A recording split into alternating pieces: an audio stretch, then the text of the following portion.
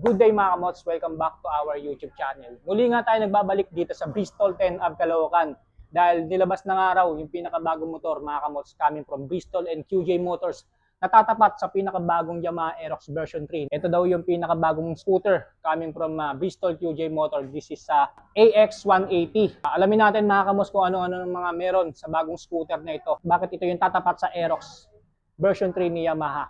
Alamin natin kung ano yung lamang nito. Kaya naman huwag na natin patagalin pa yan. Simulan na natin.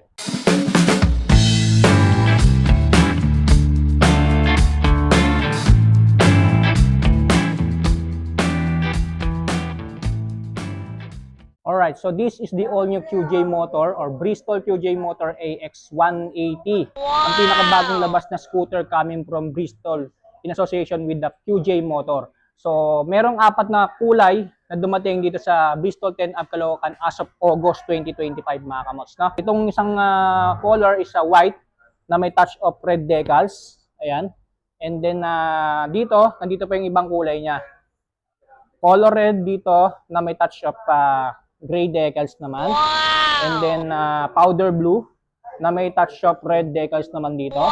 And then itong pinakamaganda mga kamots na kulay yung matte black na may touch of neon green decals. Pagdating sa mags niya mga kamos, naka neon green din siya. So itong i-review natin mga kamos is color white kasi ito na raw yung naka-activate.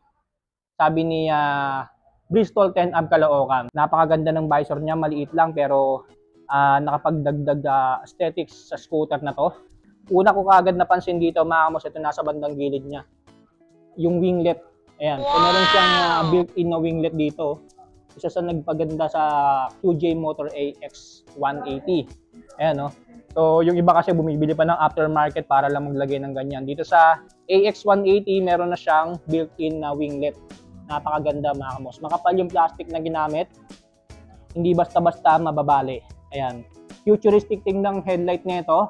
Napakanipis lang pero intact na lahat dito. Ito yung pinaka-headlight niya. And then DRL na para nagsisilbi na ring kilay nitong motor na to. Ganda. So mamaya papakita ko sa inyo mga kamots yung buga ng mga ilaw nito para may idea lang kayo kung ano itsura ng ilaw niya. Pero I'm sure ngayon pa lang mga kamots nakikita ko na napakaganda na nito nung headlight niya. Kakaiba kasi manipis lang siya, no? And then ito naman yung turn signals niya sa taas. Ayan, magkabilaan. LED na po yan mga kamots from headlight, DRL, turn signals to taillight.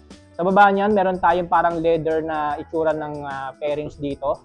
Ayan, kung makikita nyo.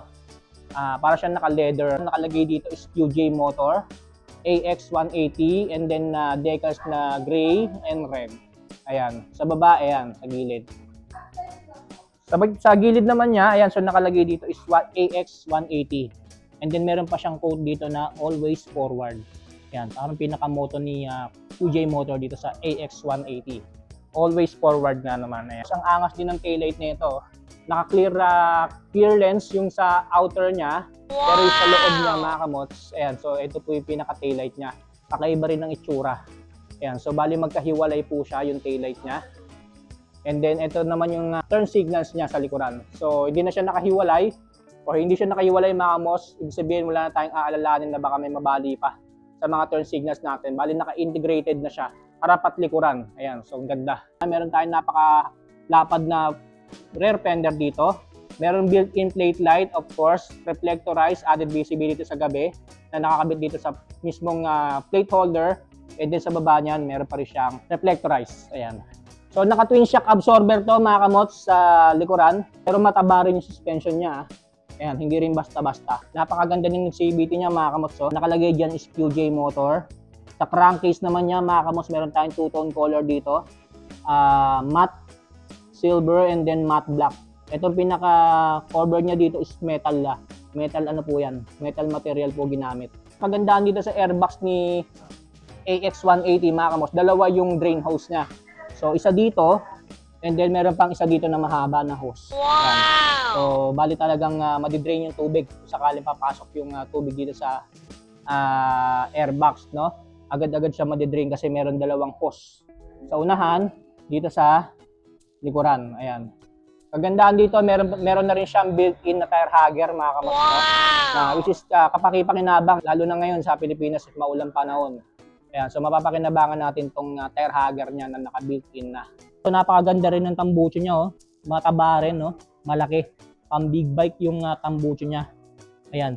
So sa heat guard, meron tayong two-tone na heat guard dito, matte silver and then matte black. Ang angas din ng cover ng radiator niya. Wow! Ayan, ang ganda. Proceed na kagad tayo sa sukat ng gulong ng pinakabagong Bristol QJ Motor AX 180. So sa harapan dito ay gumagamit ng 100 by 80 by 14 inches. So 14 inches po yung mugs niya, harap at likuran mga kamots. And then naka-tubeless tire na rin to, itong bagong AX 180. And then ang tire na ginamit ni Bristol QJ Motor dito sa pinakabagong AX 180 ICST tire. So naka-red yung mugs niya, and then I must say mga kamots na parang may hawig sa mugs ng Aerox ni Yamaha, no, yung mugs niya, no. Ano, ganda. Alright, so pagdating naman sa sukat ng gulo niya sa likuran, ito po ay gumagamit ng 120 by 70 by 14 inches. So bago ko makalimutan mga kamos, naka-rear disc brake na nga rin pala to sa likuran. Ayan. So naka-disc brake na rin, napakaganda. So mag-expect tayo ng malakas-lakas na braking power dito sa AX 180 na bagong motor coming from QJ Motor. Parang naka-camel back seat na rin. Ayan, so parang naka-customize na siya, no? So dito sa driver, medyo malapad din. Wala rin siyang grab bar mga kamots, no? Ayan, no? Pero meron kayong hawakan dito sa ilalim kung in case na isi-center stand nyo siya or imamaniobra nyo siya mga kamots, no? Ayan, so meron po siyang butas dito sa ilalim ng malapit sa upuan niya. Diyan kayo hahawak. So katulad sa Aerox ni Yamaha.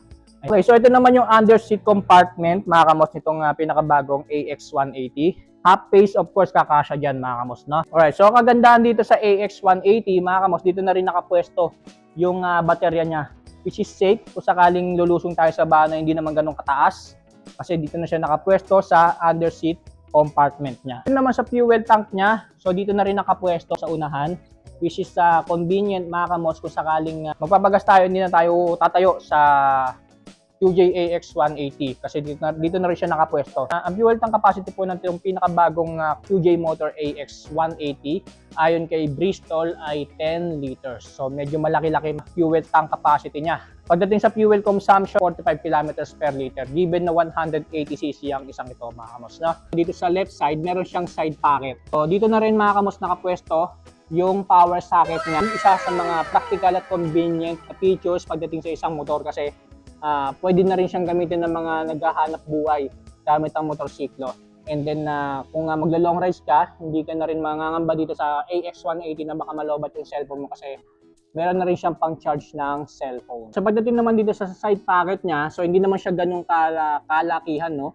Hindi rin siya ganung kalaliman. Pwede na rin paglagyan ng mga maliliit na na bagay lang mga kamos, no? Motorcycle gloves, mga barya-barya. Right side naman, so kagandahan dito kay AX180, naka-keyless na rin ito mga kamos, no? Ayan, so naka-keyless na rin po siya. And then ito nakikita niyo yung susi na nakasuksok dito sa mismong valve niya. Ito yung pinaka-emergency key mga kamos in case na malobat yung remote ng AX180 nyo. So meron siyang kasamang emergency key na isusok nyo sa gitna para mapagana nyo pa rin itong AX180 na to. Ayan. So dito na rin nakapwesto yung fuel opener and then seat opener. So since naka-activated na itong mga kamos itong color white na AX180, so papakita ko sa inyo yung instrument panel niya na naka-fully digital instrument panel na siya. Ayan. So napakaganda ng yung pinaka-panel niya, no? Colored, napakaliwanag. And then lahat ng details pinapakita na dito sa instrument panel niya. Odometer, speedometer, RPM gauge, and then fuel gauge, turn signals left and right, check engine indicator, ABS indicator, of course, ECS indicator. Meron pa siyang voltmeter. So lahat mga kamots nandito na talaga dito sa instrument panel niya. Lahat ng details intact na dyan at revealing na dito sa instrument panel niya. Alright, so ito naman mga kamots yung itsura ng headlight QJ Motor AX180. So napakaganda nga ng headlight niya. So again, ito yung pinaka headlight niya, of course. And then ito naman yung pinaka daytime running light niya. Ang ganda, oh. Manipis lang. pero matingkad din yung ilaw niya. And then sa turn signals niya, ayan, so napakatingkad din ng buga. So kakaiba yung itsura talaga ng taillight niya, mga kamos. Napakaganda. Para siyang big bike na taillight, no? Ayan, so meron tayong parang kulay pulang daytime running light dito. And then ito pala yung pinaka taillight niya sa gitna. Ayan, so hindi ko napansin kanina. And then ito naman yung turn signals niya. Ayan, makikita nyo napakatingkad talaga ng buga. Para siyang tunog big bike. Kasi yung pinaka-tip ng tambucho niya, malaki. Alright, so proceed na tayo sa mga buttons and switches niya. So dito sa left side, meron tayong built-in passing light, of course. And then high beam, low beam, turn signals left and right, busina. Okay, so dito naman sa right side, meron tayo ditong ISS or idling stop system switch. Na kapag in-engage mo yan at nahinto ka sa traffic light within 3 to 5 seconds, ay kusang mamamatay ang engine nito, mga kamots, no? And then pipihitin mo lang yung throttle, and then kusa na yan naandar. Hazard light switch, and then electric push starter. Naka-matte black na brake levers tayo dito, left and right. Sa hand grip, parang kamukha sa Yamaha, no? So meron lang tayong manipis na bar end dito. Alright, so yan po yung looks and appearance, mga kamots, itong pinakabagong Bristol or QJ Motor AX180. So dako na tayo sa iba pang engine specs at features ng pinakabagong scooter na ito coming from QJ Motor. The all-new Bristol QJ AX has a 175cc engine displacement, 4-stroke single-cylinder naka-single overhead cam with 4 valves. Tataglay naman ito ng max power na aabot sa 18.1 HP at 8,500 RPM na halos nalagpasan na nga ang max power ng Yamaha Aerox B3 na mayroon lang 15.1 horsepower. At pagdating naman sa max torque nito, ito ay nagtataglay ng 15.2 Nm at 6,500 RPM na tila nahigitan pa nga ang Yamaha Aerox B3 na meron lang max torque na 14.1 Nm.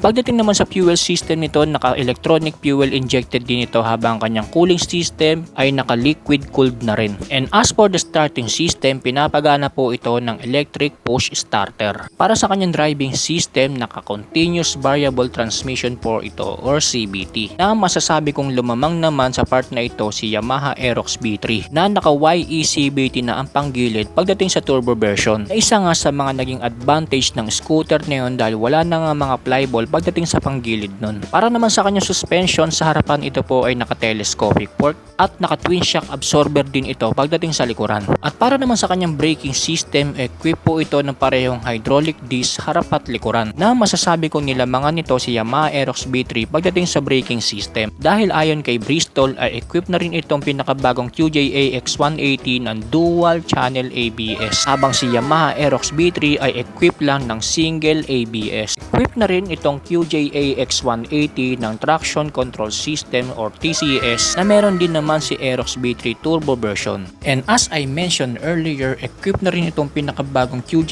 AX180 ng ISS or idling stop system na kung saan kapag ito in-engage mo at nahinto ka sa traffic light ng 3 to 5 seconds ay kusang mamamatay ang engine nito, na kung saan ay isa nga sa maganda at practical na features kung gusto pa natin mapatipid ang pagkonsumo ng gasolina dito sa motor na ito, na nababagay dito sa Pilipinas na mayroong consistent oil price hike na talaga naman nakakaubos din minsan ng ating mga budget para sa motor natin. Pagdating naman sa dimensions nito, meron itong overall length na 1,930mm, overall width na 720mm at overall height na 1,120mm.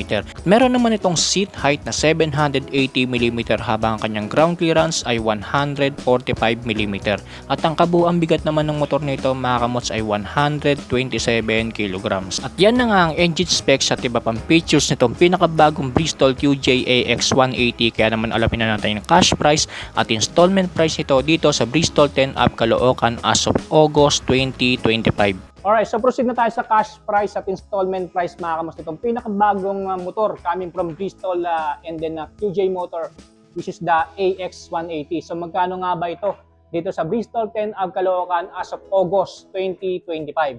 So para sa cash price niya, mga kamots, ito yung nagkakalaga ng 159,900 pesos.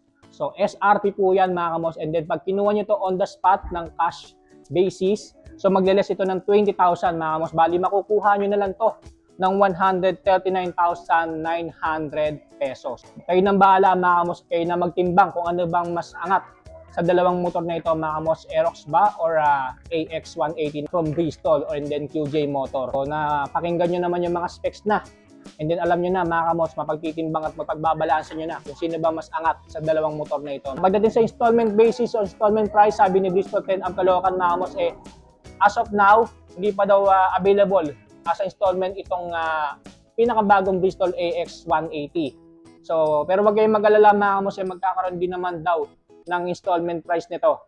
Maglalabas din sila ng advisory kung meron ng installment price o installment basis para dito sa pinakabagong AX180 coming from Bristol. So mag-abang na lang kayo sa Facebook page nila mga kamos, mag-inquire kayo. So ito po yung Facebook page nila.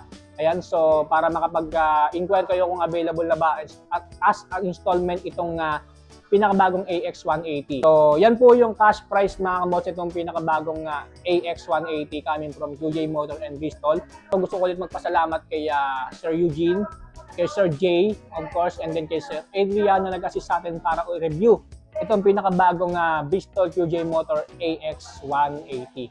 So abangan nyo pa yung mga susunod na motorcycle vlogs na ilalabas natin sa ating YouTube channel mga kamos dahil marami pa mga bagong motor na labas ngayong taon na ito. Muli maraming salamat sa inyo. Stay safe, ride safe always.